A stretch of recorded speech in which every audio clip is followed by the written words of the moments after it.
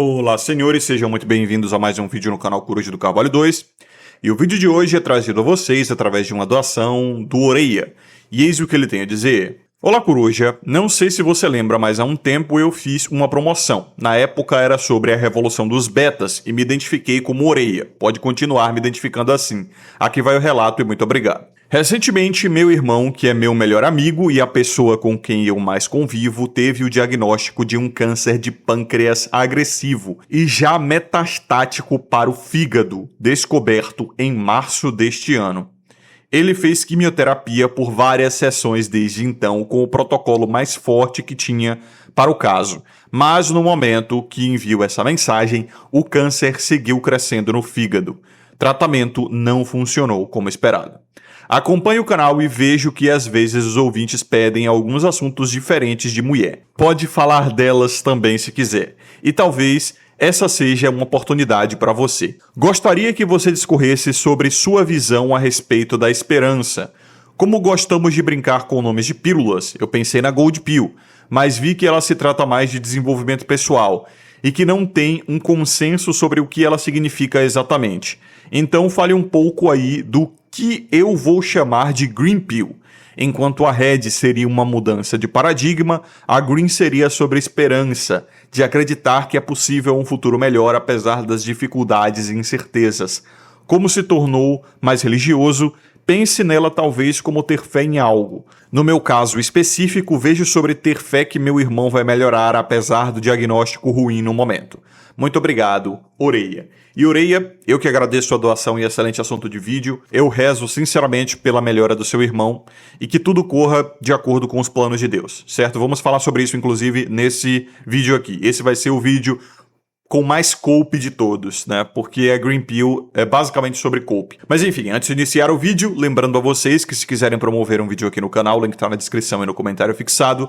Assim vocês ajudam demais o conteúdo a permanecer de pé e gratuito a todos os homens. Você também pode ajudá-lo gratuitamente deixando um like, se inscrevendo, ativando as notificações, compartilhando o vídeo, hypando o vídeo e ficando à vontade na seção dos comentários, como sempre. Lembrando vocês, 25% de desconto no YouTube Lucrativo somente até hoje, tá? Onde eu, o Caio e o Matheus, que é um editor de vídeos profissional que vocês não conhecem ainda, nós damos aulas sobre como construir um nicho lucrativo no YouTube, abrindo um canal e monetizando ele do zero e aprendendo inclusive a fazer vendas, a criar grupos fechados, a editar vídeos e gerenciar outros canais, inclusive de forma muito lucrativa, para que você possa aprender a trabalhar na internet e ter a sua liberdade financeira. E senhores, só um aviso, o canal Bendita do Presente, que é o do Caio, o nômade empreendedor, né, voltou, vou deixar o link na descrição e no fixado aí, ele já deixou uns vídeos em aberto lá e vai gravar outros. Então, se vocês gostavam daquele canal, querem reassistir os vídeos mais focados em Red, relacionamentos e mulheres ali do canal dele, link na descrição e no fixado aí, que ele decidiu reabrir aquele canal, tá? Agora, vamos ao vídeo. Vocês podem perceber que a geração Y, e em especial a Z, perderam quase que por completo a esperança. A Y ainda teve um restinho ali de capacidade de conseguir uma casa, um bom relacionamento, ainda conseguiram viver mais ou menos gostoso com um resquício de liberação sexual, pré-hipergamia com a digitalização, né? O Instagram aumentou demais, a hipergamia é muito rápido, a economia também foi pro buraco muito rápido, o preço das coisas foi dobrando em poucos anos, a inflação tá muito descontrolada, é praticamente impossível para alguém das novas gerações comprar uma casa hoje, e a gente sabe que quem casa quer casa, né? Então constituir família para os mais jovens está basicamente fora de cogitação, e todo mundo sabe que crianças, as futuras gerações, elas são a base da esperança de uma civilização. A esperança dos adultos de uma sociedade depende desse depósito de expectativa até mesmo nas novas gerações. A esperança é um espírito jovem, todo mundo sabe disso. Com a baixa taxa de natalidade e, consequentemente, a baixa concentração de jovens, não é porque você não está nascendo gente, tem poucos jovens, vai ter muito velho. E velho não é esperançoso, velho não tem motivos para ser esperançosos. E o que é engraçado é que as novas gerações também não são esperançosas. Então destruíram realmente o espírito dos jovens, não é? e com a baixa concentração de jovens que já são pessimistas atualmente, pelos motivos que eu já citei aí, né? A alta concentração de velho vai acabar piorando tudo, não é? E como eu falo pro contexto brasileiro, eu acho que o jovem brasileiro ele é o mais pessimista, ou pelo menos é o que tem mais motivo para ser pessimista. Porque o Brasil, ele basicamente perdeu tudo, né, cara? Ele já não é bom mais em futebol, ele já não é mais conhecido como país do carnaval. O carnaval no Brasil tá uma merda já há muito tempo. Na minha época, eu via muitos jovens querendo ir pro carnaval. Atualmente, eu já não vejo mais isso. Até porque aquela galerinha que vai pro carnaval de verdade já não é mais aquela galera da resenha, a galera do bairro, a galera que você curtia de sair durante o ano todo e no carnaval vocês iam fazer merda mesmo, né? Pegar mulher, ir pra bloco de homem vestido de mulher, que na minha região era chamado de bloco das muriguetes. Aí tinha todo tipo de bloco e tal. No Rio de Janeiro, o Epifania já deu alguns relatos a respeito disso, que tinham lá os blocos do Clóvis, e era porrada, e era zoeira, mas era assim, era algo até certo ponto saudável. Era uma zoeira maneira. O carnaval hoje, e principalmente os ambientes de, vamos botar assim, zoeira cultural típica do Brasil, tá tomado por uma galerinha estranha, uma galerinha esquisita e feia, né? Em suma, esquerdista, né? E, pra ser sincero, os homens eles iam pro carnaval pra pegar mulher, não tinha outro motivo, né? Na verdade, muitos dos homens não queriam nem estar ali, eles só estavam ali porque era uma oportunidade dele conseguir beijar muita boca e talvez receber um boquetezinho atrás do banheiro químico, né? Ou talvez comer alguma mulher, pegar um contato ali e fazer ela de marmita por um tempo. Tem até casais que se formam no carnaval porque, vejam só, coincidentemente, o filho que eles tiveram nasce em novembro, né? Por que tem tanto amigo seu, tanto brasileiro que faz aniversário em novembro? Você já se perguntou isso? Porra, já pode saber, cara. É porque provavelmente os pais deles fizeram uma sacanagem no carnaval, em fevereiro, né? E aí a mãe engravidou e tiveram que juntar as trouxas ali e constituir uma família, né? E aí o moleque nasce em novembro. Mas o Brasil ele se tornou uma distopia da lacração, né? Uma distopia woke. E não dá mais pra chegar em mulher no Brasil, sabe? Tem mulheres, inclusive, dizendo isso, que não dá mais pra chegar em mulher no Brasil. Se você é homem e quer chegar em mulher no Brasil, não tá dando mais. Inclusive, a Lei Maria da Penha agora não se aplica mais a casais, tá? Não se aplica mais a vínculo afetivo. Então, qualquer homem pode tomar essa lei aí que foi baseada numa falsa acusação, que a gente sabe é uma das maiores mentiras do país, e ninguém se revolta porque o brasileiro aceita tudo. Então, você pode tomar uma falsa acusação de uma lei baseada em falsa acusação, sendo você um cara que só cruzou com uma mulher na sua vida. Na verdade, me corrijo, o biólogo Henrique tomou Maria da Penha sem nunca ter visto a mulher, né? Nem cruzou com ela nunca na vida, ele só fez um vídeo corrigindo ela sobre alguma merda que ela falou sobre animal, nem sei que mulher é essa, e ele tomou Maria da Penha. Ah, coruja, mas ele é esquerdista, ele merece. Beleza, eu entendo a posição moral. De que tipo, quem com ferro fere, com ferro será ferido, né? Só que, sinceramente, cara, ainda assim eu acho que isso é um absurdo, né? Porque, veja, por mais que ele ganhe processo, por mais que não dê nada, por mais que ele consiga processar de volta e conseguir uma indenização por conta disso, eu ainda acho que simplesmente só dessa anomalia existir já é um termômetro bizarro sobre a distopia que tá se tornando o país. Então, vamos convir, né? Tem essa questão também. Os homens jovens, grande parte do que os motiva por conta da alta testosterona, por conta do descobrimento da sexualidade ali e tudo mais, é mulher, né, cara? Até porque, como eu falei, a esperança de uma civilização é depositada nas novas gerações. De onde nascem as novas gerações? Dos relacionamentos. Só que, cara, tá insalubre isso aí. Primeiro que não dá pra chegar em mulher. Segundo que as mulheres estão cada vez mais desatraentes, e não é só fisicamente, tá? Psicologicamente, comportamentalmente também elas estão detestáveis. E ainda tem a questão de que elas estão cada vez mais psicóticas, não dá pra confiar, botar um filho no ventre de uma mulher moderna, tá? Ou mesmo no colo, né? Pode sair do ventre dela e ela ficar no colo, mas ainda assim ela pode churrascar a criança, como aconteceu no caso da gringa aí da Lindsay Clancy, né? Que, cara, tá criando um rebuliço gigantesco nos Estados Unidos, porque ela basicamente churrascou os 3 filhos dela, um de 4, um de 5 e um de 8 meses. Ela sufocou eles com um elástico de exercícios físicos que ela tinha. Inclusive, uma das crianças, depois de ver os 2 irmãozinhos mortos, tentou fugir e se trancar dentro do quarto. Ela foi atrás e churrascou ele também. Olha só que bizarro, depois ela tentou se churrascar pulando do 2º andar. Obviamente ela não conseguiu, ela só ficou paraplégica. Santa Maria, mãe de Deus, não vou nem dizer o que eu acho disso tudo, né? Mas enfim, ela admitiu o crime, mas ainda assim, as mulheres da internet dos Estados Unidos, né? Não chegou no Brasil. Se chegar no Brasil isso aí, vai ser uma merda, cara. Mas as americanas, né, do TikTok, principalmente as mulheres brancas de esquerda, a tal liberal white woman, né? A mulher liberal, ou seja, de esquerda, branca, todas elas estão dizendo que o marido foi que matou porque ele é feio, tá? Porque ele tem um olhar narcisista, ou porque ele é de gêmeos e ela é de leão. Não tô brincando, cara. Ah, não, ela é de leão, leoninos são justos e geminianos eles são assassinos, narcisistas. E elas já levantaram mais de $1 milhão pra ajudar essa Lindsay Clancy. Cara, que bizarro, assim, no GoFundMe, que é tipo uma vaquinha, né, online, que tem lá nos Estados Unidos. Tem no Brasil também, mas é mais comum nos States. Cara, satânico, porque se essa mulher tivesse churrascado cachorrinhos, por exemplo, todas as outras mulheres iam querer a caveira dela. Mas porque churrascou criança, né? E elas não ligam muito pra isso. Eu acho que existe um espírito satânico pairando sobre a cabeça das mulheres que basicamente tem um ódio do nascimento, um ódio da natalidade, um ódio da gestação de crianças em si.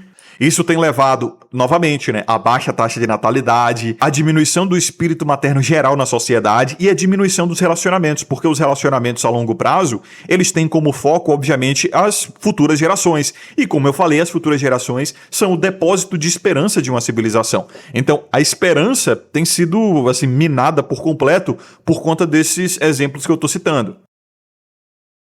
E de fato, o jovem não sonha mais, né? Era uma coisa que eu via ainda na geração Y, quando ainda era adolescente, mas eu não vejo mais na geração Z e na geração Alpha.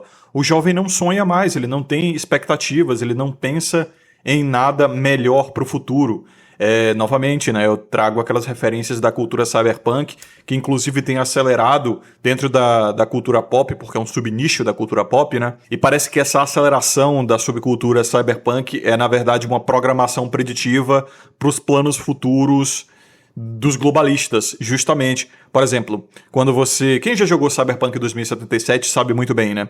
Quando você caminha pela cidade, é muito comum você ver pichações escrito No Future, ou sem futuro. Então esse pessimismo futurológico, essa sensação de que nada vai melhorar, de que nada de bom vai advir dos dias que virão, e até mesmo essa sensação de dormência emocional, né, estagnação emocional do tipo, eu já não ligo mais para nada, eu já não ligo mais para quem vai ser nem o presidente do meu país, eu já não ligo mais para o que vai acontecer com a população, com meus conterrâneos, com a minha terra, nem com a galera do meu bairro eu ligo mais, eu já não tenho mais um senso de comunidade, eu tô sinceramente cagando para todo o resto, cagando para a civilização.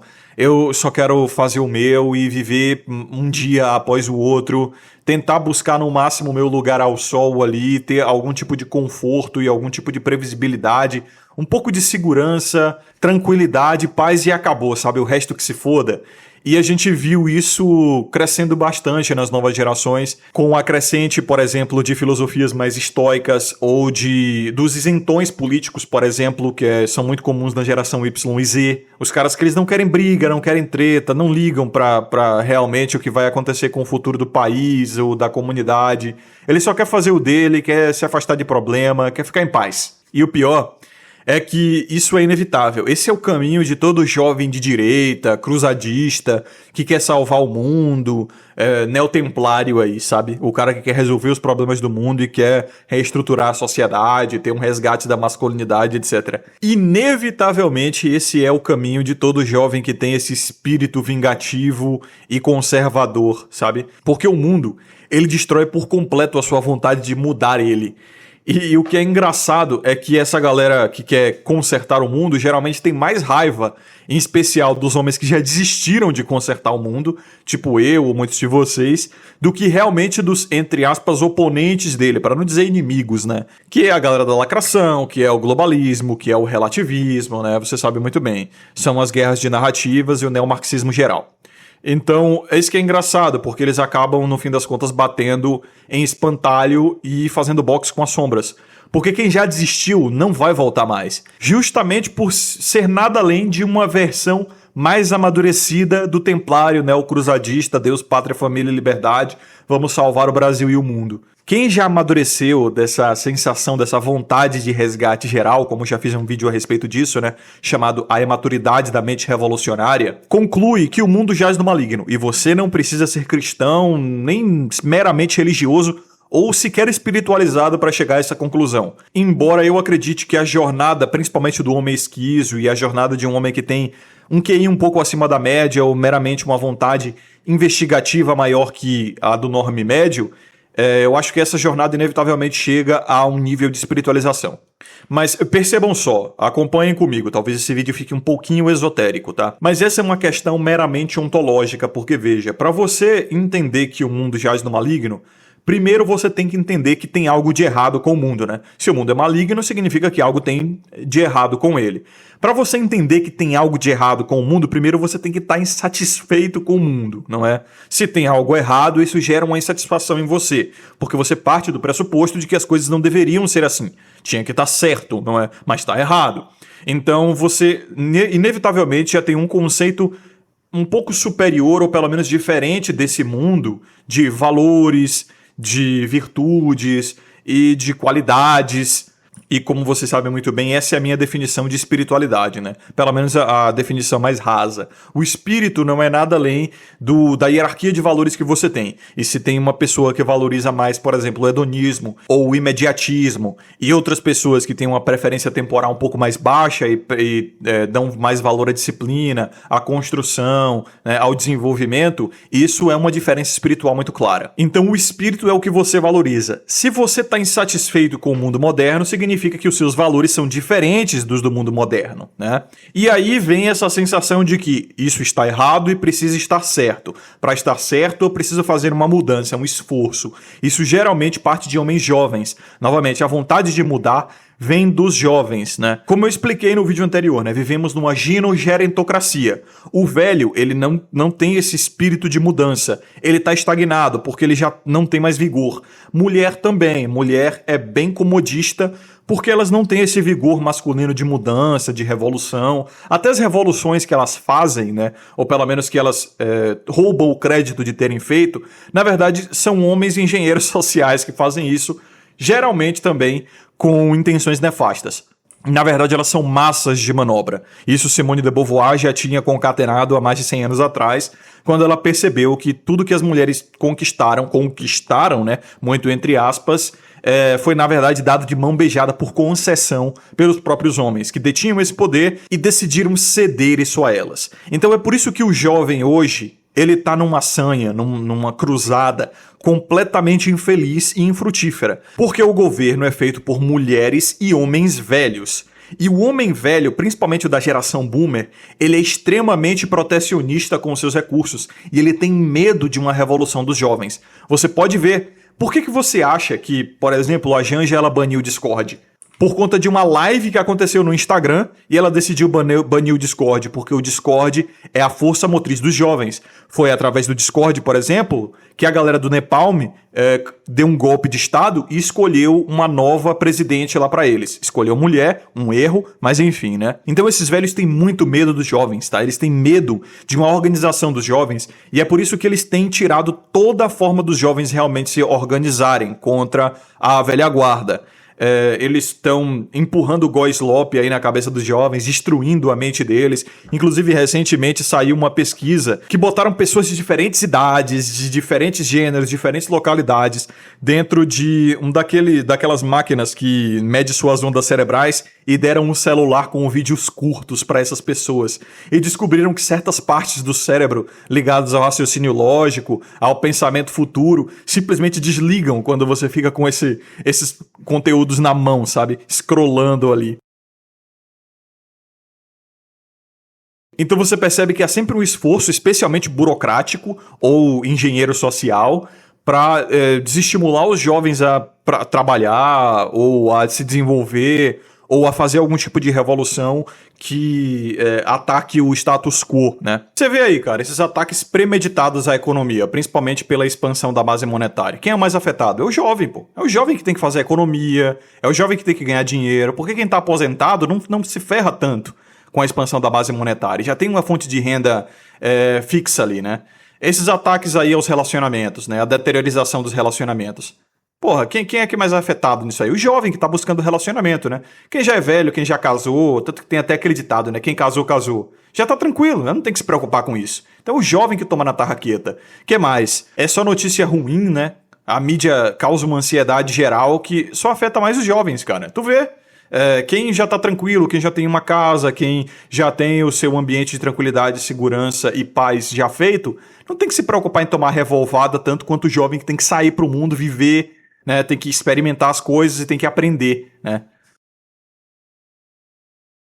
Então o que aconteceu com o Discord é basicamente a mesma coisa que está acontecendo com a machosfera, né? Época eleitoral, a galera que está concentrada ali é mais de direita. Discord já foi usado em outros países como um vetor da direita, não é? Os jovens que estão ali, em majoritariedade, são jovens gamers. E jovens gamers, no geral, eles tendem a ser mais de direita. Principalmente porque os jovens gamers, eles estão de saco cheio com o imposto das brusinhas, né?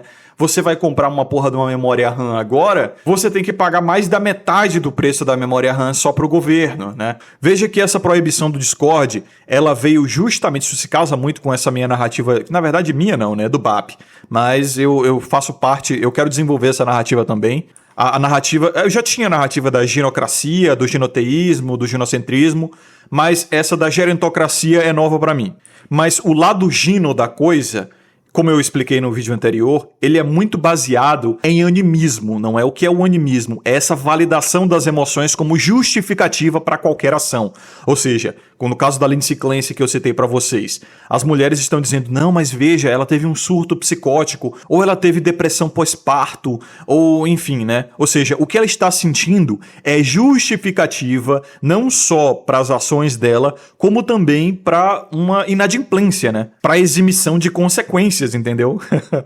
Então, o que a Janja fez foi, na verdade, servir de moldura para utilizar esse valor, essa virtude máxima do ginocentrismo, que é o que eu sinto justifica as minhas ações. Se eu fiquei chocada com um vídeo bizarro, eu posso justificar a proibição, uma censura, basicamente, de uma plataforma, baseada na minha emoção. E você vê que o argumento dela foi justamente esse, entendeu? Aí eu fiquei chocado, eu fiquei horrorizada, nós não podemos ter uma plataforma no Brasil que faça isso, sendo que, novamente, esse vídeo aconteceu originalmente no Instagram, foi a reprise da live que foi compartilhada no Discord, mas também estava sendo compartilhada em outras redes sociais. Mas essa velha guarda, não é, o status quo, o establishment, tem um medo muito grande da descentralização, tem um medo muito grande do libertarianismo digital, não é? E o Discord é uma rede social que, diferente do Instagram, diferente do Facebook, diferente do Twitter, por exemplo, ou até do YouTube, não permite a manipulação via bots. E o próprio Elon Musk já deixou claro que o Twitter,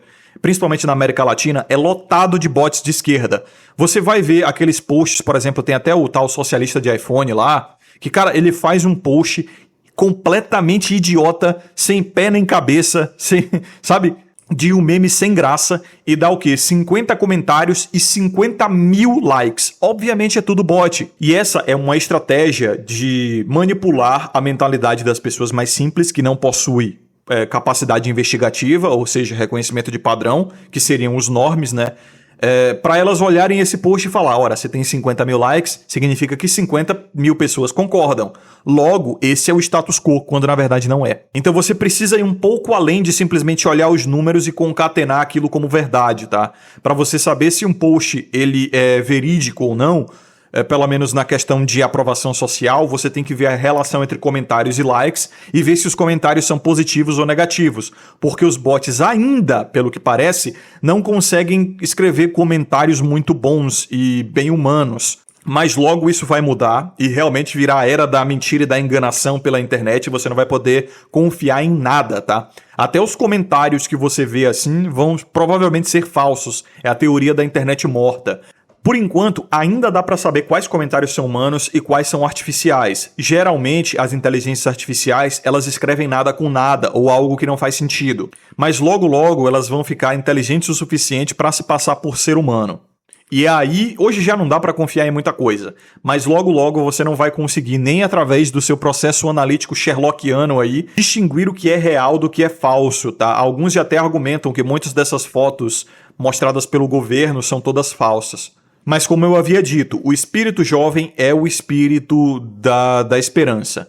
Os jovens, eles estão desesperados justamente porque existe esse esforço governamental, um esforço institucional gigantesco para desmobilizar os jovens, para destruir o espírito jovem, para até idiotificar, se é que essa palavra existe, imbecilizar, eu acho que é melhor, né? Imbecilizar os jovens. E até degenerar os jovens, né? Bota prazeres rápidos ali, bota, eu quero comer Stacy, eu quero comer mulher russa. Até grande parte da Red Black Pill eu acredito que já foi cooptada, né, por essas narrativas.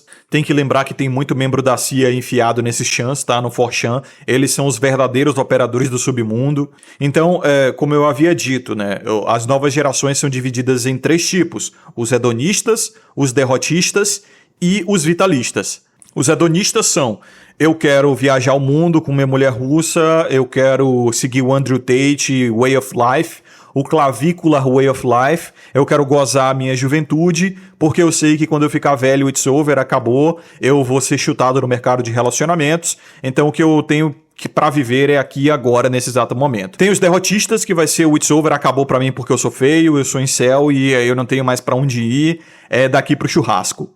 Eu só não me churrasco porque provavelmente eu sou um covarde e eu não consigo me libertar da carne. Vai ter uma parada meio gnóstica dentro dessa mentalidade também, mas você vê que ambas partem de um niilismo, né?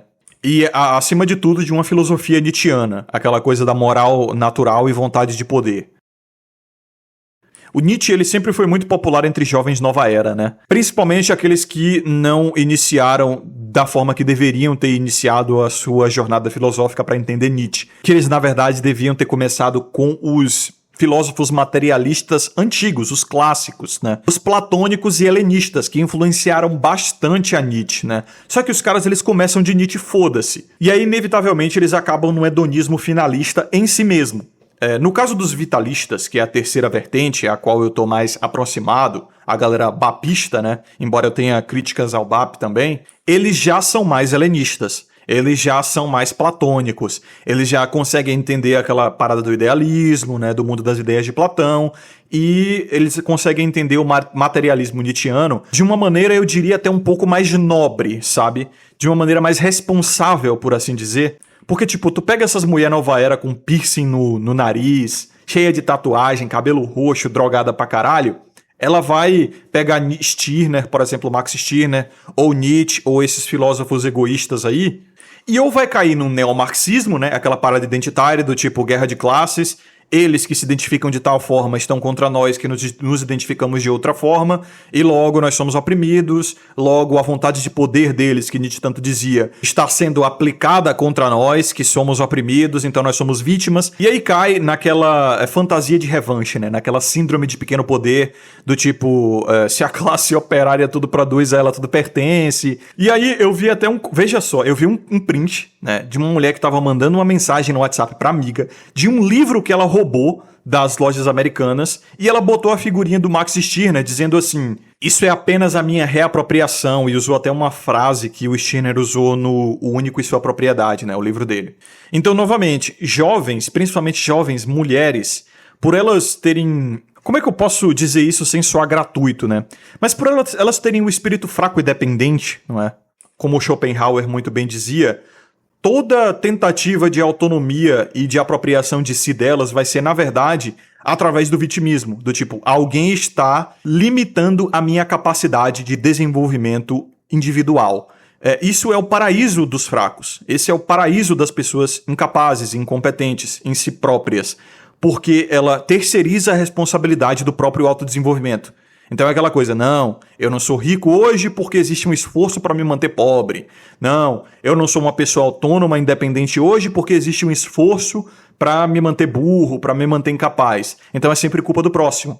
Então veja que essa base nietzschiana de um mundo ser, na verdade, nada além de uma luta eterna de vontade de poder, aquela coisa do moral do forte, moral do fraco, né, ou moral do escravo, a moral do senhor e a moral do escravo, foi utilizada pelos fracos, né? Veja só, como, ironicamente, como uma forma de justificar esse identitarianismo e luta de classes. Imbecil, completamente imbecil. Então, até Max Stirner e o próprio Nietzsche, que eles traziam ideias muito mais apropriadoras, autoapropriadoras, do tipo, irmão, é você e só você sozinho nesse mundo, entendeu? Não tem mais ninguém olhando por você, é só você por você mesmo, e provavelmente outras pessoas elas vão aplicar a vontade de poder sobre você.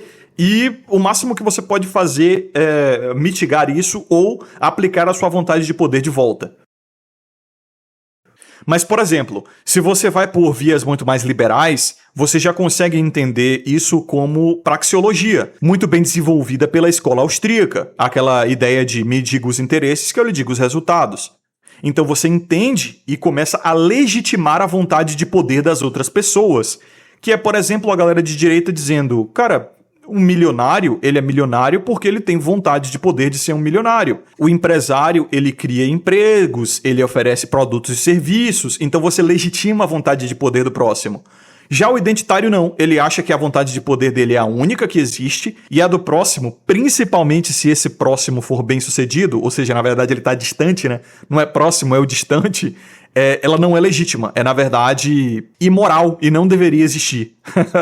Então é aquela síndrome do pequeno poder, né? O sonho do oprimido é se tornar o opressor, isso é natural, é aquele espírito de vingança comum do ser humano. E se você convence todo mundo que eles são oprimidos, todo mundo começa a oprimir igualmente um ao outro, né? Não existe mais aquela legitimidade da vontade de poder do próximo, do tipo, eu tenho a minha vontade de poder e por isso eu não posso julgar aquele que tem a sua. E daí surgem sociedades mais liberais ou libertárias, né? Onde admite-se valor intrínseco à vontade de poder do próximo. Mas aí você deve me perguntar, aonde que entra a questão da esperança nisso tudo, Coruja? Veja só, o cara que entendeu essa questão da vontade de poder do próximo e que no fim das contas você não pode fazer nada em relação a isso, você só pode fugir, e qualquer tentativa de lutar contra isso no fim das contas é só engenharia social sequestrante, provavelmente proveniente daqueles que já te oprimem com a vontade de poder deles, porque eles sabem que você nunca vai ser capaz de sobrepujar a vontade deles. Depois que você descobre que essas pessoas são absolutamente imbatíveis, você simplesmente começa a focar só em si mesmo. A sua vontade de poder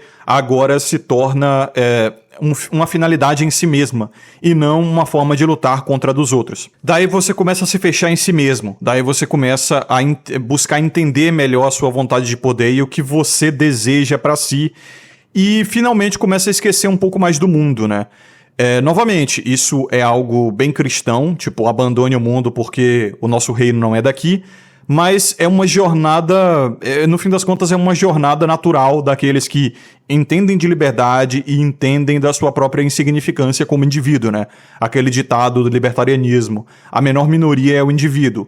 Então, quando se é criança, ou quando se é imaturo, por assim dizer, você não entende a si mesmo como a si mesmo. Você precisa de um sistema, não é? Para existir. Esse sistema é a sua família, é o seu pai, é a sua mãe.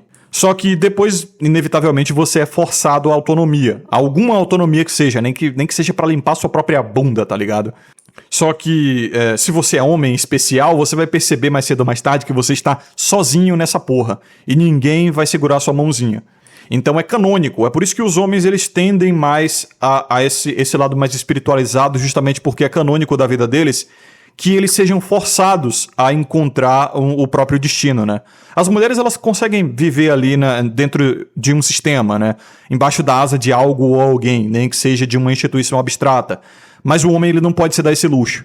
Então, por si só, você vai descobrir que se você quiser um futuro melhor, se você quiser ter esperança, alguma prosperidade, você vai ter que fazer por onde. Não tem jeito, tá? Você não pode confiar na indústria farmacêutica, você não pode confiar na indústria alimentícia, você não pode confiar na medicina, você não pode confiar mais em nada, sabe? É por isso que você vai ver até alguns homens tendo esse ímpeto de fazer as coisas por si mesmos dentro de casa ou administrando remédios de forma autônoma, né, sozinhos, por conta própria, ou aquele estereótipo do marido que ele, em vez de querer pagar um encanador, ele resolve consertar os canos da casa por si mesmo, só que ele acaba fazendo merda. Geralmente, isso aí é uma trend de cultura anti-homem proveniente da indústria do entretenimento judaica, né? É sempre aquele marido bobão e a mulher sempre a mais inteligente. É ela que vai ser a voz da sabedoria, né? E até mais responsável da casa. Tipo aquela série lá, Malcolm in the Middle, que tem até o... Como é que é o nome dele? Bryan Cranston, né? Que fez o Walter White no Breaking Bad. Ou as comédias românticas, que é sempre um betinha, que ele é inseguro e que ele tenta ser um homão, mas ele toda vez que ele tenta fazer alguma coisa por conta própria, ele faz merda. E a mulher tá sempre ali pra ser mais cautelosa, mais prudente, até mais responsável. No mundo real isso não funciona assim, isso é obviamente uma tentativa de engenharia social pra criar uma ilusão de que as mulheres são mais capazes do que os homens e que os homens serem idiotas assim vai render a eles um relacionamento como o desses homens dessas ficções, né? Um relacionamento meio descontraído, meio leve, meio irreverente, mas que inevitavelmente vai levar a humilhações, né? Até nessas obras você vai ver o homem sendo humilhado à torto e à direito. Só que os homens, através dessas mídias, eles são influenciados a levar isso de uma maneira mais jocosa, do tipo, a mulher é assim mesmo, isso é normal, isso é irreverência, isso é ter bom humor. Na verdade é só humilhação. E no fim das contas ele vai perder a admiração da mulher dele. Ele provavelmente vai ser traído ou abandonado no divórcio sem culpa, né? E vai perder os bens nesse processo. Então, muitos acreditam nessa influência, mas é tudo mentira, tá? O resultado não vai ser o que tá sendo mostrado naquela obra ali. Ser o bobão, o irreverente, o cara que não se leva muito a sério, que ele não sabe bem o que tá fazendo e que ele abraça isso como uma forma de mostrar vulnerabilidade, até mesmo isso não vai lhe dar os resultados com as mulheres que você imagina, ou pelo menos que essas mídias tentam te convencer, tá? Então esse é um dos processos de amadurecimento do homem. Você descobre que tudo o que vier de bom na sua vida vai ser através de algum nível de esforço seu. Você não pode esperar por provisão. E esse é o anátema do Éden, né? Do suor do seu rosto virá o seu sustento. Não tem pra onde fugir. O homem não tem muito pra onde fugir. Mas daí você se pergunta, como ter esperança? Cara, a única forma de você ter esperança, além, obviamente, do suor do seu rosto, além do fruto do seu trabalho, do seu próprio trabalho, além da sua autoconfiança de que você faz e acontece, e de que talvez você seja um cara desenrolado, do tipo, se eu perder tudo eu consigo reconquistar. Ou então, não, eu sou responsável, eu tô me preparando pro futuro, eu tenho baixa preferência temporal, eu sou disciplinado. Se eu continuar trabalhando, investindo e gastando menos do que eu ganho, vai ficar tudo certo. Só que aí é que tá, parceiro. Depois de um tempo, você começa a perceber que certas coisas não estão sob o seu controle, nem mesmo o seu destino está sob o seu controle. É aí, nesse momento de fragilidade, que você começa a contemplar algo superior, né? No caso do Oreia aqui, é o caso do irmão dele estar numa situação de câncer avançado, não é? Não tem muito que você possa fazer quanto a isso. Tu pode vir várias coisas na sua cabeça. Tipo, uma coisa é o irmão, outra coisa é você tá passando por essa situação, né? Eu acho que por mais que o Orei ele ame muito o irmão, eu acho que se ele estivesse passando por essa situação, a mentalidade seria outra por motivos óbvios, né? Não preciso nem explicar o porquê. Mas, sendo alguém que você ama, você já consegue contemplar algo além de si mesmo, né? Uma questão até sobrenatural, do tipo... o que fizemos pra merecer isso, por exemplo? Aonde que isso é justo, né? Porque eu devo acreditar que existe um Deus, sendo que meu irmão, ou mesmo eu, né? Se fosse o caso do Oreia, ou de qualquer outra pessoa que tá passando por uma situação parecida, eu nunca fiz nada de realmente grave contra ninguém, eu nunca fui uma pessoa essencialmente má, e tô passando por isso enquanto existem, pedófilos, canibais, que são bilionários e estão impunes aí até hoje. Por que o mundo é assim? Como é que eu tenho que acreditar que existe um Deus, e acima de tudo, um Deus justo e de todo bem, se essas coisas acontecem no mundo? Isso é uma coisa comum que acontece na modernidade, justamente pelo motivo que eu expliquei, a mentalidade do oprimido, né? Porque, veja, as próprias pessoas, elas têm um senso do que é certo e do que é errado. Todas elas partem de algo ontológico nisso aí. Então, todos nós, seres humanos, conseguimos entender, a gente sente, né? Quando eu digo sente, não é dessa forma animista, emotiva, não. É que nós temos uma intuição, é isso que eu quero dizer, de que a doença e a morte não eram para existir. Mesmo quando uma pessoa próxima a nós morre, a gente não consegue conceber aquilo, demora para cair a ficha, e todos nós vivemos tentando ignorar a morte e a doença, né? A gente não contempla isso diariamente. A gente vive a vida sem conceber que a qualquer momento a gente pode morrer via um acidente ou contrair uma doença terminal, ou que alguém próximo a nós pode morrer a qualquer momento e que é uma certeza que vai morrer, né? Embora todos nós saibamos que vamos morrer um dia, nenhum de nós fica com isso na cabeça. Então, se a morte faz parte da vida e nós sabemos disso, por que nenhum de nós contempla a morte de verdade? Veja, a menos que a gente faça um esforço ativo para isso, não é? Então, veja, quando você começa a contemplar a fragilidade da vida e a inevitabilidade da morte, você inevitavelmente também começa a contemplar a possível existência de um pós-vida ou um pós-morte, que são coisas diferentes. Porque, no fim das contas, não existe um pós-morte, existiria uma vida sem morte, uma vida na qual nós não morreríamos. E conforme a gente estuda, por exemplo, as regras do nosso mundo, a gente começa a pensar, tá, mas o envelhecimento ele acontece por conta de oxidação das células. E se a gente conseguisse reverter isso? E tem também a questão do câncer, que é o caso do irmão do Oreia aqui. Isso acontece porque as células elas vão se replicando a tal ponto que toda vez que elas se replicam, elas perdem um pouco de informação. E chega um momento que elas se replicam tanto e perdem tanta informação que elas perdem algo crucial, uma informação crucial e passam a se replicar de uma maneira disfuncional, gerando o escamamento, né, que é o tumor e aí o cancro ou câncer. Então, veja só o que é engraçado, né? O câncer é uma das doenças mais amaldiçoadas da humanidade.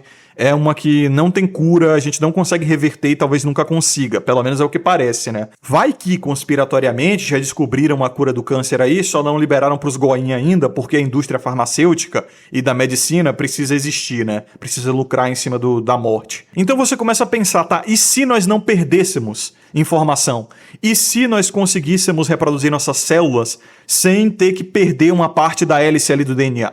E se nós conseguíssemos reverter a oxidação, os radicais livres, ou pelo menos nos blindar quanto a isso? Tecnicamente é um princípio possível, não é? Se a gente conseguir controlar todo o ambiente, conseguir evitar uma reprodução exacerbada das células, e a gente até consegue, por exemplo, mitigar o desgaste físico, mitigar a hiperreprodução de células, mitigar o estresse, mitigar radicais livres, melhorando a nossa alimentação, exercícios físicos e tudo mais. Mas tem a questão genética também, né, que é brutal. Às vezes você vive num estilo de vida 100% saudável, mas você tem predisposição para câncer ou Alzheimer ou, sei lá, uma outra doença satânica dessas. E doenças, tecnicamente, elas são maldições, não é? Nesse quesito hereditário, elas são meio que maldições. Então nós tentamos ser responsáveis, nós tentamos ser saudáveis, nós tentamos manter a nossa saúde o máximo possível com essas práticas aí sustentáveis que eu falei, mas até mesmo o ser humano mais saudável que já existiu, ele não consegue passar dos 100 e tantos anos. Tanto até que eu postei na aba comunidade que um dos homens mais velhos do mundo é cearense, se não me engano, e tem 112 anos. E cara, você vê ali que ele tá, assim, eu não tô dizendo isso gratuitamente, né? Mas é uma obviedade, cara, o cara tá apodrecendo, aquele cara já tá cego, dá pra ver que os olhos dele já estão todos turvos, entendeu? A pele também parece que tá caindo, tá derretendo. A aparência do velho tá cadavérica, cara. Cadavérica e assustadora, entendeu? Então a velhice, ela parece ser realmente uma maldição. E muitas doenças também parecem ser uma maldição, sabe? Um tipo de feitiço que foi lançado contra a humanidade. E pra nós isso é algo extremamente estranho. E, novamente, isso pode ser uma adaptação evolutiva, né? Para que nós evitemos pessoas velhas, porque além delas não terem uma capacidade reprodutiva, então nós não temos que ter atração sexual por pessoas velhas, elas também têm um sistema imunológico muito baixo, então elas podem ser vetores de doenças, então é melhor se afastar. Sem falar que elas vão se assemelhando a cadáveres, de fato, né? E cadáveres, novamente, eles são putréfatos, né? Eles são vetores de doença. Mas todos nós sentimos lá no fundo, novamente, através de uma intuição, que isso não deveria acontecer. Todos nós temos essa sensação, né, cara, de que doenças são antinaturais de alguma forma. Por mais que sejam naturais ao longo de toda a história humana, a gente sente, cara, isso não era pra acontecer. A morte não era pra acontecer. A doença, né, o câncer, não era pra acontecer. A gente não lida bem com isso, por mais que nós já tenhamos visto, todos os nossos ancestrais já tenham visto a morte e a doença incontáveis vezes, e isso já deveria ser tido como algo meio que normal na nossa cabeça, sabe? Ou pelo menos uma adaptação através de memória genética. Ainda assim a gente sente algo muito ruim em relação a isso. E claro, podemos conjecturar que evoluímos como seres sociais, então quando a gente vê alguém que gostamos, um membro da nossa tribo, sofrendo, morrendo, envelhecendo, tendo doença, essa sensação ruim que existe entre nós é, na verdade, uma adaptação para a manutenção da nossa comunidade. E, novamente, eu não estou citando necessariamente cristianismo nem criacionismo. Vocês percebem que dá para entender tudo isso por bases naturais, né? Por bases evolutivas. E eu sou conciliacionista nessa questão de criacionismo e evolucionismo. Eu não vejo incompatibilidade entre os dois. Justamente porque todos nós provemos de uma comunhão ontológica uns com os outros, né? Então nós sentimos quando o nosso próximo ele tá passando por uma enfermidade. Mas veja só, aí é que tá. O homem que ele tende a ser mais autorresponsável, ele começa a perceber que tudo que acontece na vida dele é porque ele, de alguma forma, teve participação naquilo. Se você é roubado, você percebe que você tomou uma decisão errada de estar naquele lugar, naquele momento. Algum mole você deu. Se você pega uma doença, geralmente tem a ver com alguma decisão errada, tá? Alguma alimentação ruim, ou mesmo a ignorância, né, a respeito de uma boa alimentação, o consumo de algo insalubre, né, um hábito que não é saudável. E existe até uma filosofia, que eu gosto dessa filosofia, que é a da hiperresponsabilidade. Eu vou esquecer qual autor que iniciou essa filosofia, ou que os créditos dessa filosofia foram atribuídos a ele, mas essa filosofia da hiperresponsabilidade é aquela de que tudo que acontece comigo teve uma participação ativa minha, tá? Foi responsabilidade minha. Mesmo se eu sofro um acidente de um carro que veio da puta que pariu e me fudeu, me deixou tetraplégico, foi porque eu tomei uma decisão que, se eu tivesse tomado diferente, isso não teria acontecido comigo. Então, não adianta ficar culpando Deus, o acaso, o destino, a sorte, o azar, o universo, tá? Porque, no fim das contas, o que aconteceu já aconteceu e não vai regredir, tá? E se for alguma coisa incurável, irreversível, não tem pra onde correr. Então, até no caso de uma doença genética, que você não teve participação absolutamente nenhuma nela, né, que não foi culpa nenhuma sua, aonde você vai encaixar essa filosofia de hiperresponsabilidade? Porque essa é a única filosofia que realmente resolve problemas. E o mundo, principalmente o mundo dos homens, exige que você seja hiperresponsável. Porque se você jogar a responsabilidade em outrem, seu problema não vai ser resolvido. Não é? Ninguém vai poder lidar com o seu sofrimento, nem mesmo no caso de um câncer ou de, sei lá, de uma tetraplegia aí que você teve por conta de um acidente. Mas, sinceramente, a morte e a doença só pode ser lidado com cope. Não tem jeito. Você só pode copar, cara. Não há forma de resolver isso. Novamente, é claro, você pode se precaver, você pode fazer tratamentos, mas em alguma hora você vai se deparar com alguma coisa irreversível. Então o que resta, né? O que sobra? É nesses momentos que não existe ateu, tá ligado? O que sobra é a oração, é a esperança numa cura milagrosa ou na vida após a morte. É a única coisa que sobra, entendeu? É só cope. Porque existem coisas que você responsavelmente consegue resolver ou evitar, mas outras você simplesmente não pode. Então, talvez perante outras pessoas você não queira clamar ao papai, não é? Ao famoso papai, que seria Deus. Porque parece algo infantil. Principalmente se você tem um histórico de vida de ateísmo ou de ignorância, sabe? De simplesmente descaso com a espiritualidade. Você nunca foi uma pessoa que clamou a Deus, mas só agora que tá passando por uma situação difícil, você tá clamando por conta do desespero, né? Realmente parece algo moralmente reprovável, mas em seu íntimo só você sabe que você não tem outra opção, você não tem mais a quem clamar, sabe? E mesmo você sabendo que você não merece a salvação, que você não merece a cura, ou que você não merece ser poupado do sofrimento e da morte, você ainda assim clama porque é a sua única opção. E se você ainda faz isso, mesmo sabendo que não é merecedor, é porque esse Deus tem que gostar muito de você, né? Ele tem que ter muita piedade de você, mesmo você só se aproximando a ele em momentos de desespero, e ainda mais tendo vergonha de admitir isso em público, porque parece muito alguém que fez merda a vida inteira e agora tá pedindo pro papai resolver os problemas. Parece muito irresponsável. Mas no fim das contas, você percebe que todo mundo de uma forma ou de outra começa a se voltar a Deus, né? Seja por criação, porque foi educado num lar cristão, ou porque se voltou a Deus pelo amor, mas geralmente é pela dor, né?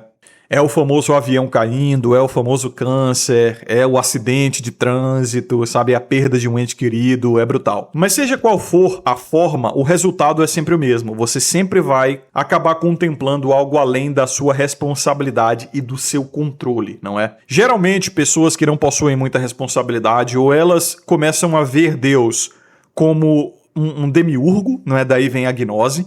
Porque essa pessoa, no fim das contas, acredita que Deus existe. Só que ela não acredita que esse Deus, ele é de todo bem. Não é que esse Deus é bom. Esse Deus só pode ser um sacana na cabeça dessa pessoa, porque se existe tal sofrimento e eu não merecia esse sofrimento, né? É sempre parte desse pressuposto de que a humanidade não merece a morte, que não merece toda a miséria que acontece. Como, por exemplo, eles gostam muito de usar o argumento das criancinhas, né? Ah, se tem tanta criancinha inocente no mundo que nunca fez mal a ninguém e tá sofrendo, é porque esse Deus é sádico. Então essa pessoa não consegue contemplar a ideia da raiz pecaminosa, não é? Ela não consegue contemplar a ideia da maldição hereditária, por exemplo, e que foi um erro cometido pelos nossos ancestrais, que todos nós estamos pagando. Daí, novamente, né, aí eu retorno àquela narrativa nietzschiana de vontade de poder e dos opressores, onde essa ideia da raiz pecaminosa de Adão, por exemplo, ela vai ser manipulada para as pessoas entenderem algo como dívida histórica.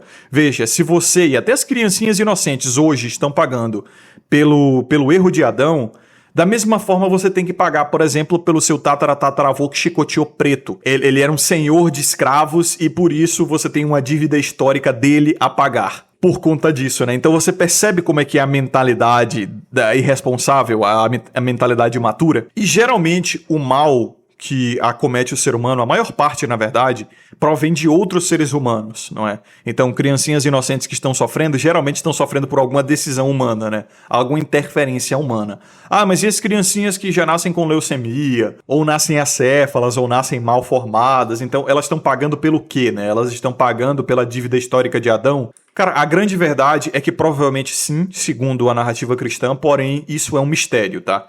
Por que essas crianças, entre aspas, merecem isso é um mistério.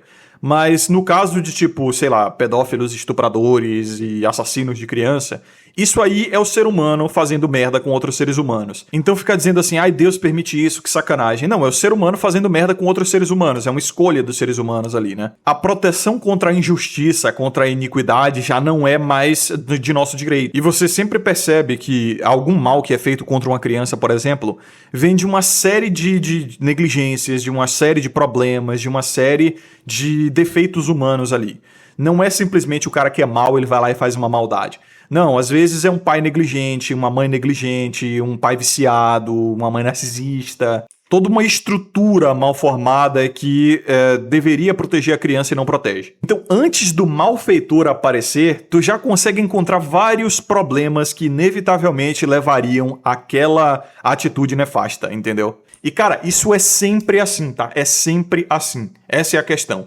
Da mesma forma, se a gente for logicamente derivar isso aí, a gente vai encontrar algo parecido nas doenças e na própria morte. A maior parte das doenças é responsabilidade puramente humana, cara. A morte, a maior parte delas também. É claro, eventualmente você morre de velhice. Você, novamente, né? Como eu disse, você pode ser o cara mais saudável do mundo. Você vai morrer, não tem jeito. Vai morrer mais cedo ou mais tarde.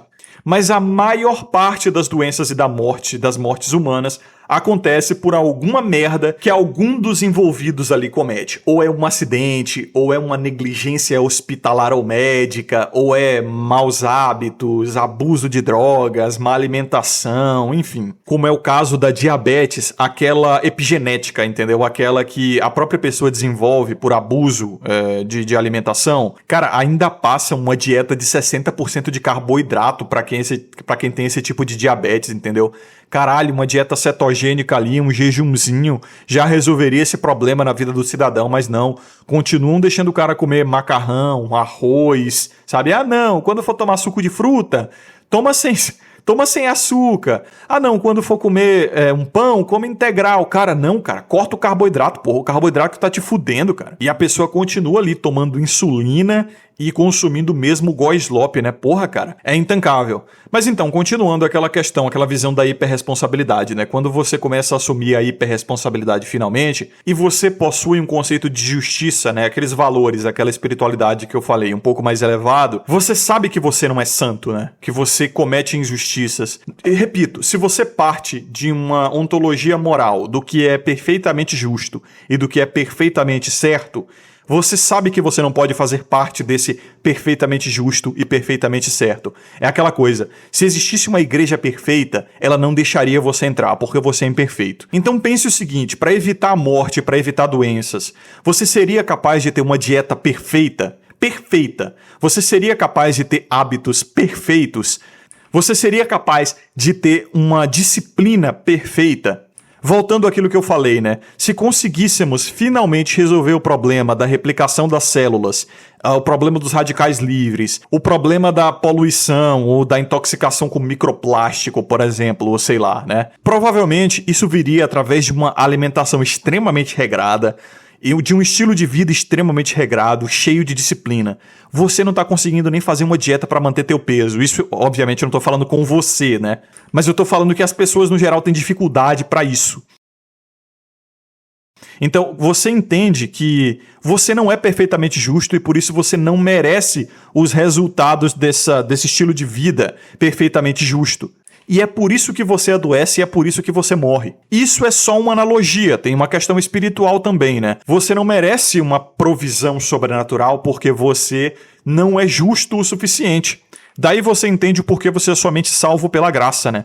E porquê você tem que ter fé. Porque só lhe resta isso, entendeu? A injustiça do mundo, as mortes, a doença, as maldades e tal, tudo isso está além do seu controle. Então a única coisa que lhe sobra mesmo, como um bom e belo coupe, o maior coupe de todos, é você depositar as suas esperanças, depositar a sua aspiração ao mundo melhor, a um mundo perfeitamente justo, ou até a salvação da eterna decrepitude, né? Porque só envelhecemos e morremos, segundo a Bíblia, porque nós traímos a Deus. E quem se afasta de Deus, pelo que foi dito por Jesus do que será o inferno, vai envelhecer eternamente. Pense assim, em um eterno apodrecimento, sabe? Isso é geralmente coisa de católico, né? Achar que, por exemplo, quem reina no inferno é Satanás, e que no inferno você será maltratado por demônios pela eternidade. Não, os demônios, eles vão pro inferno e vão estar do seu lado sofrendo junto com você. Ele não vai aplicar o sofrimento sobre você, não. O que é dito sobre a ira de Deus, daí até perguntam, né? Porra, a ira de Deus... Como Deus pode ser irado se ele é de todo bom, né? Como é que ele vai castigar as pessoas eternamente no inferno se ele é pra ser um Deus de todo bem? Eis a questão. As pessoas, elas vão pro inferno por conta própria. São as escolhas que fazemos que nos levam ao tal inferno, né? E se Deus é o que deu toda a vida, logo se você se afasta dele, você vai ter a morte. Então o inferno, ele é descrito como um eterno apodrecimento, sabe? Talvez tipo aquela cena do Akira lá, onde o Tetsuo, ele sente que os órgãos dele estão saindo, e que a pele dele tá derretendo, e que ele tá envelhecendo e perdendo a vida. Só que ad infinitum, né? É um tormento indescritível, tá? Indescritível mesmo, onde haverá choro e ranger de dentes, como Jesus disse, e daí que vem esse ditado. E será um terror inimaginável, será uma sensação eterna de ira, de depressão, de sofrimento, uma sensação, assim, desconfortante para toda a eternidade. Não só física, tá? Pense todas as dores do seu corpo, só que elevadas ao infinito, mas também todas as sensações que não são provenientes de Deus, né? Como a raiva, a eterna raiva, como a tristeza profunda. E você só é salvo disso se você fizer uma escolha, não é? Se você se aproximar de Deus, ir pro caminho contrário. Então é tipo um 8 ou 80, sabe? É binário mesmo. Ou você se afasta de Deus ou você se aproxima de Deus. E esse Deus, ele é incompreensível, sim, ele é um mistério para nossas mentes, mas ele é o provedor de toda a vida, né? Se ele é o criador de tudo, logo toda a vida provém dele.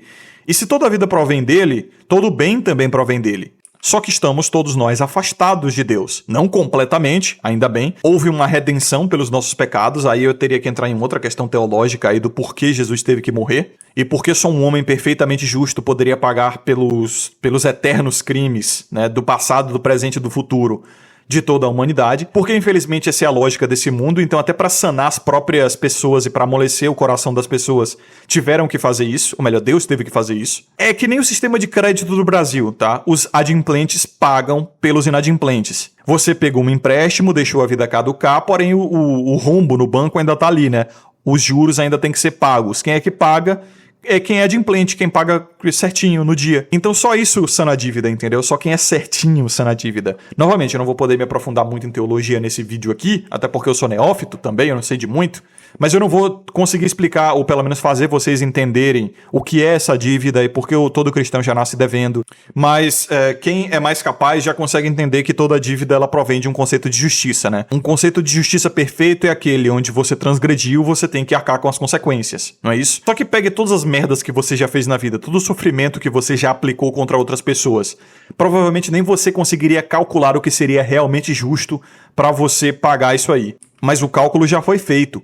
E a dívida já foi paga. Você só não sabe ou não crê, talvez. E se essa dívida não tivesse sido paga, provavelmente a única forma de você pagar seria sofrendo por toda a eternidade. Porque às vezes, sei lá, cara, uma moedinha de R$1 que você roubou uma vez pode ter tido tantas consequências que você nem conseguiria prever. Talvez tenha consequências até hoje por efeito borboleta, entendeu? Às vezes, por alguma besteira que você cometeu, um profissional perdeu um emprego. E por ele ter perdido esse emprego, ele deixou de sustentar um filho. E por ele deixar de sustentar um filho, só tô dando um exemplo, esse filho pode ter ficado sem pai ou crescido de uma maneira disfuncional e entrado pro mundo das drogas. E por conta disso virou um viciado. E por virar um viciado matou alguém. Então tudo começou pela moedinha de R$1 que você roubou e você nunca vai saber, não é? Isso é só um exemplo, novamente. Estou exagerando até. Mas você percebe como isso é plausível e que se aconteceu de fato, pode ter acontecido ou não, mas você fez parte desse ciclo e que você tem que pagar e que o sofrimento proveniente às vezes de uma moedinha de R$1 que você roubou pode ter sido infinito. E da mesma forma que você é criancinha e toma uma porrada de um coleguinha seu e você quer dar uma porrada na mesma força, perfeitamente igual, tipo, sei lá, o cara te empurrou, você quer empurrar de volta, não é? Da mesma forma você tem que sofrer tanto quanto aquele sofrimento que você aplicou no mapa geral do mundo. E se esse sofrimento tem consequências até hoje, talvez ad infinito, você tem que sofrer infinitamente, é difícil a gente pensar dessa forma, né? Mas faz sentido, cara.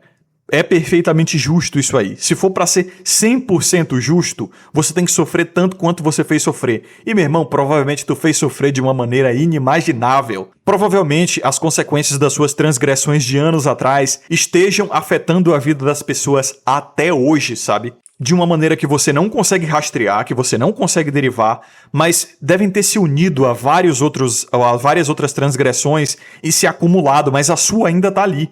E um ser onisciente, ele consegue rastrear a sua transgressão, ele consegue ver como a sua transgressão afetou a vida de várias pessoas e afeta até hoje, por mais que você não saiba. E se você tivesse evitado de cometer aquilo, talvez muitas das coisas hoje, pelo efeito borboleta, por exemplo, ou a teoria do caos, não estariam tão ruins.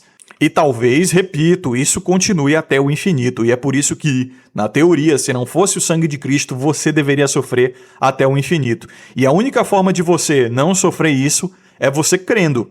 Porque se você não crê, você rejeita, né? Você tá meio que dizendo, foda-se, eu não quero isso, eu não quero essa salvação. E um ser perfeitamente justo, ele também tem que te dar liberdade, né? Ele não pode ser um ditador, porque ser um ditador não é justo. Então, se você escolhe não crer e rejeitar a salvação, tá beleza, mas a consequência, ela ainda continua sendo aplicada, né? E convenhamos, não seria justo também com aqueles que creram que você tem os mesmos benefícios que eles, não é? Você não ia se sentir, pô, sacanagem isso aí, né não? Porque foi feita uma promessa, né? Quem crer será salvo. E você que não creu vai ser salvo? Sacanagem, né? Seria injusto com aquele que creu. Então você tem que pagar. Mas enfim, depois dessa teologia introdutória aí, me perdoem também, eu não sou um apologeta, né? Tem a questão do cope. Como é que você vai copar com as questões materiais, com a vida que você tem que levar aqui, porque é canônico, né? Você tem que passar por esse estágio. Então que seja simplesmente para você dormir melhor, com a cabeça tranquila no travesseiro, você tem que crer que quem morreu, morreu, ou está num lugar melhor ou pior. E se está num lugar pior é porque mereceu, porque existe um ser onisciente perfeitamente justo, mandando as pessoas para os seus lugares de merecimento. E a morte, a dor, o sofrimento, a doença, tudo isso é canônico. E talvez, mesmo que nós não possamos ver, mas se investigarmos, talvez consigamos, de alguma forma, perceber como isso tem um porquê. Porque teve que acontecer. Isso é uma jornada, tá? É uma grande jornada a qual é absolutamente individual. Cada um tem a sua. Eu não saberia dizer se o câncer do irmão do Oreia foi uma coisa que aconteceu por um motivo ou por outro. Se existe algum senso de justiça nesse câncer. Não dizendo assim, o irmão do Oreia mereceu. Não é questão de merecimento, mas é uma questão de consequência. Porque muitas das vezes nós pensamos, porra, a pessoa que está sofrendo isso não mereceu, não fez nada para merecer isso. Será que não? Ou só não estamos enxergando?